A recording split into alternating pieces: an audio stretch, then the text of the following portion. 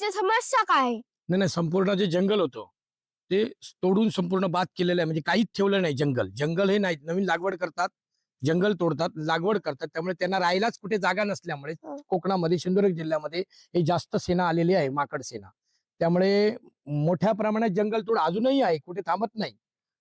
त्यामुळे मोठ्या प्रमाणात पूर्वी कमी होती माकडं, आता त्याच्याप्रमाणे दरवर्षीप्रमाणे माकडं वाढत वाढत गेली. ती त्याच्या जिथे जिथे राहिली तिथे तिथे 10ची 20, 20ची 40 आणि शेतकऱ्यांना उद्ध्वस्त करून जातात. बाकी काय करणार, त्याच्यावर कोण बोलत नाही, चालत नाही, त्याचा काय फायदा नाही शेतकऱ्याला.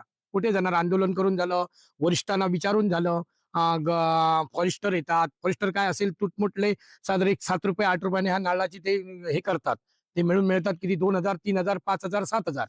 आता आमचे दर वर्षाला 5 लाख नारळ मिळणारे तिथे 2,000 देतात, 10,000 देतात. त्याच्यात आमचं काय कुटुंब चालत नाही. त्यामुळे आता भविष्यात लोक बागायत सुद्धा करण्याची मनस्थितीत नाही आहेत माकडांमुळे. हे कुठेतरी त्याचा बंदोबस्त शासनाने केला पाहिजे, एवढंच आमचं कळकळीची विनंती आहे.